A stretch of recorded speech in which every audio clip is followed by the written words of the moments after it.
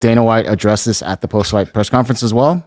Yeah, he said, what did he say? 1 in a billion chance that he fights on White. So this is for the audio listeners. John Jones, obviously, he went back into the testing pool, and then this is Dana White's response to him potentially fighting at the White House. Is there anything in the next few months or several months that John could do where you could say, okay, I actually trust him to put him on that card?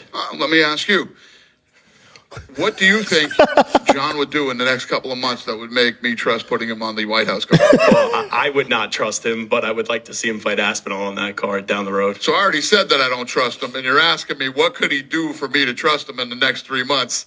You don't trust him. Yes, but you talk to him. I don't. Yeah. No, I don't talk to him either. I haven't talked to him at all. Well, there's a greater chance you'll talk to him than I'll talk to him. Yeah. I would not bet on, if I had to make odds, it's 1 billion to 1 that I put John Jones on the White House card. Is there... Now, with Dana, it's never say never, though. So you're telling me there's a chance. Because if John does stay out of trouble, passes all the piss test, and John's available, they're putting him on the card. I think this is Dana's way through the media challenging John. Like, I bet you won't do it. And a way to get John to respond is like, hold up, you don't think I can? And Dana's going, absolutely not. Matter of fact, 1 billion to 1, dude. And that's going to get John to stay focused, stay out of trouble. Yeah. Because I'll guarantee you, if John Jones is healthy, back in the test portal, ready to go, no issues, by the time they're booking that White House card, I will guarantee you he's on that White House card. But this is Dana. Dana knows what he's doing. He's a smart dude. This is him telling John, you can't do it. And a way to get John to do something is by telling him he can't. Yeah, challenging. That's what he's doing. And it's brilliant. Well, there you go. Now, in a month from now, we're going to have some fucking thing on here. John wrecks into a fucking not, dude. Pregnant lady or some shit. Another one. All right, so this is another one. I think John Jones has a better chance of fighting than Conor. Really? Yeah. I haven't really thought about it, but yeah, maybe.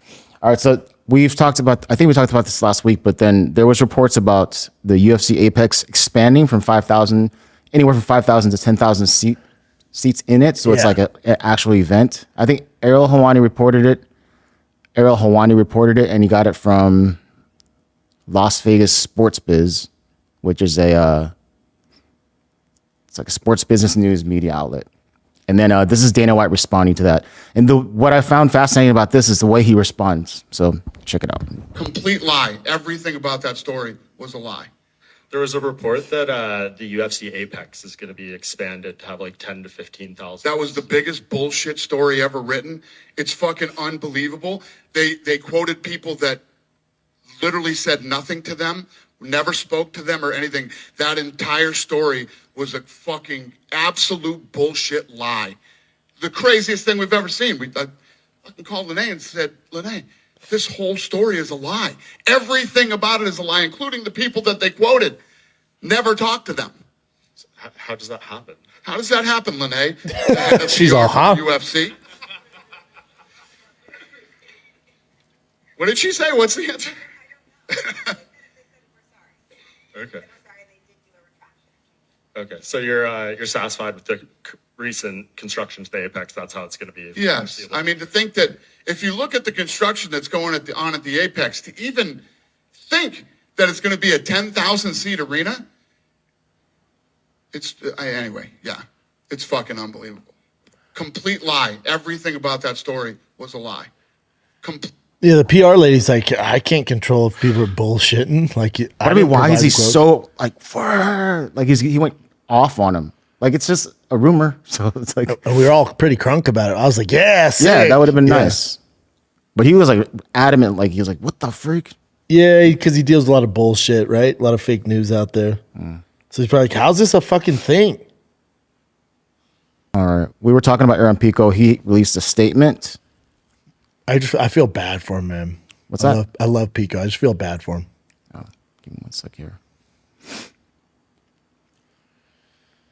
Last night wasn't my night. That's the fight game. But again, Aaron, it doesn't have to be the fight game. It's a fight game because you're fighting so fucking aggressive. He was amazing, but then like that's how it goes. Like Die on your shield, right?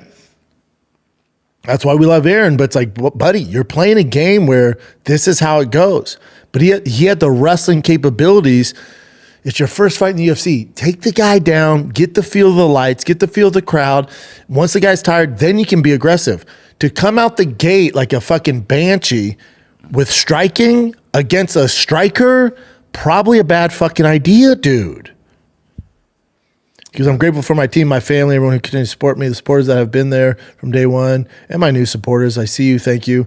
Win and losses both teach lessons, and I'll come back sharper, stronger, and better prepared.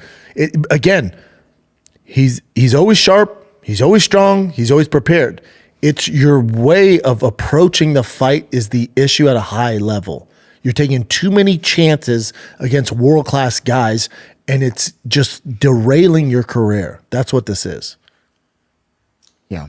I agree his story's not over. Now, it is over if he doesn't change his approach.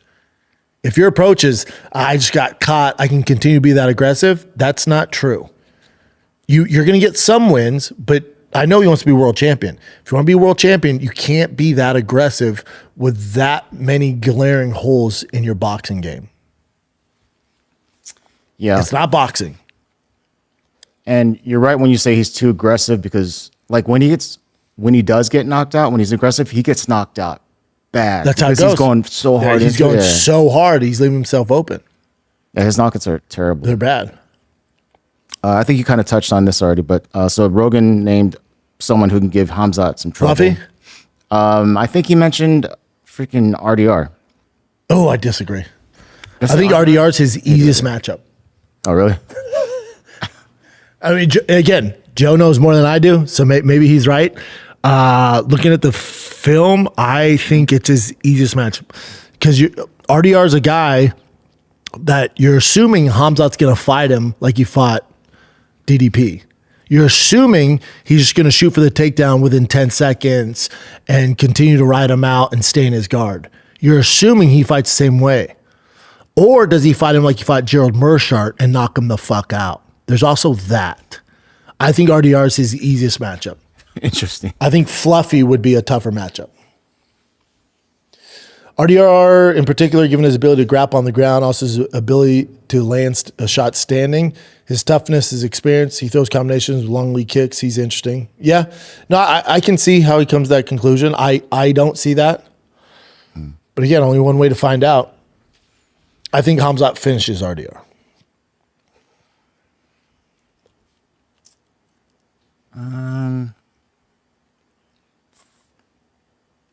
We looked at this. Who did Kamaru Usman reveals who would give Hamzat the best fight at middleweight following the UFC 319.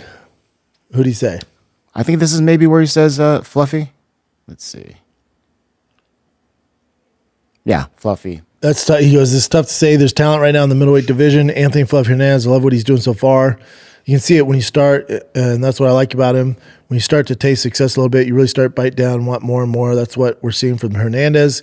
He's getting better and better every time he gets in there. He's going far, definitely. Agree. I just worry about Fluffy's credentials when it comes to straight grappling.